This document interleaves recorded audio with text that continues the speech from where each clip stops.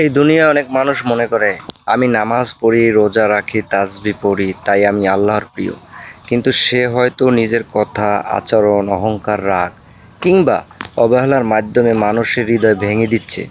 কাউকে অপমান করছে, কাউকে চোখে পানি এনে দিচ্ছে। প্রশ্ন হলো, মানুষকে কষ্ট দিয়ে কি সত্যি আল্লাহকে খুশি করা যায়? কোরআন ও হাদিস আমাদের শেখায় আল্লাহ শুধু ইবাদত দেখেন না, তিনি বান্দার অন্তরও দেখেন।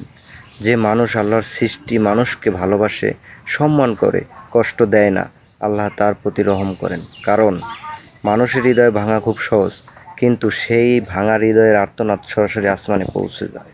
সূরা আহজাবের 33 নম্বর আয়াতে আল্লাহ তাআলা বলেন, যারা মুমিন পুরুষ ও মুমিন নারীদের অকারণে কষ্ট দেয়, তারা মিথ্যা অপবাদ ও স্পষ্ট গুনার বোঝা বহন করে। এই আয়াতে স্পষ্ট বলে দেয়, কারো মনে আঘাত দেয়া, অপমান করা, কষ্ট দেয়া, এটা শুধু মানুষের বিরুদ্ধে অপরাধ নয়, এটা আল্লাহর কাছেও গুনাহ। তুমি হয়তো রাতভর তাহাজ্জুদ পড়ছো, কিন্তু তোমার কথায় যদি কারো বুক ভেঙে যায়, তাহলে সেই আমলের সৌন্দর্য নষ্ট হয়ে যেতে পারে। বুখারী শরীফের 10 নম্বর হাদিসে, মুসলিম শরীফের 40 নম্বর হাদিসে নবী পাক সাল্লাল্লাহু আলাইহি সাল্লাম বলেন, সেই মুসলমান যার জিহ্বা ও হাত থেকে অন্য মুসলমান নিরাপদ থাকে। আজ আমরা অনেকেই ইবাদতে ব্যস্ত, কিন্তু ভাষায় আগুন, স্ট্যাটাসে বিষ, কমেন্টে অপমান, রাগে সম্পর্ক শেষ। মনে রেখো, মানুষকে আঘাত দিয়ে কখনো জান্নাতের রাস্তা তৈরি হয় না।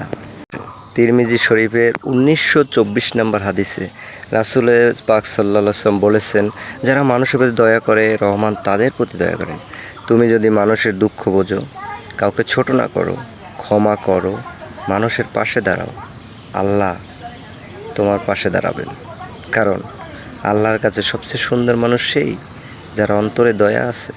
বুখারী শরীফের 2448 নম্বর হাদিসে, মুসলিম শরীফের 19 নম্বর হাদিসে রাসূল পাক সাল্লাল্লাহু আলাইহি ওয়াসাল্লাম বলেছেন, মজলুমের দোয়া থেকে বেঁচে থাকো, কারণ তার দোয়া ও আল্লাহর মাঝে কোনো পর্দা নেই।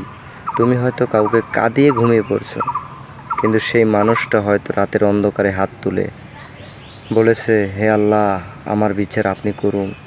আর সেই কান্না সরাসরি আসমানে পৌঁছে যায়।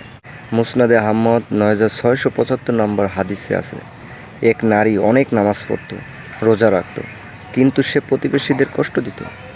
একথা শুনে নবী পাক সাল্লাল্লাহু আলাইহি সাল্লাম বললেন, সে জাহান্নামী। অন্যদিকে আরেক নারী, সে কম নফল ইবাদত করত, কিন্তু কাউকে কষ্ট দিত না।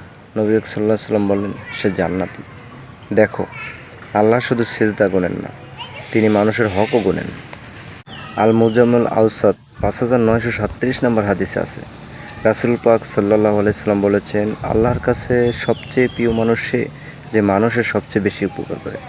কারো মন ভালো করে দেওয়া, একটা কষ্টের সময় পাশে থাকা, ক্ষুধার্তকে খাওয়ানো, কাউকে সম্মান দেওয়া, এগুলো ইবাদত। হয়তো তোমার একটা সুন্দর ব্যবহার কাউকে আত্মহত্যাকে ফিরিয়ে আনতে পারে। হয়তো তোমার একটা হাসি কারো জীবনের অন্ধকার কমিয়ে দিতে পারে। আল্লাহকে ভালোবাসতে চাইলে মানুষকেও ভালোবাসতে হবে, কারণ আল্লাহর সৃষ্টি মানুষকে ঘৃণা করে, মানুষের হৃদয় ভেঙে, মানুষকে অপমান করে কখনো আল্লাহর প্রিয় হওয়া যায় না।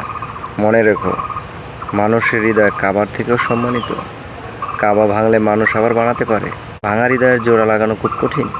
তাই কারো চোখের পানি হওয়ার আগে, কারো দুঃখের কারণ হওয়ার আগে একবার ভাবো, আমি কি সত্যিই আল্লাহকে খুশি করছি, নাকি একজন মানুষের হৃদয় ভেঙে আল্লাহকে নারাজ করছি।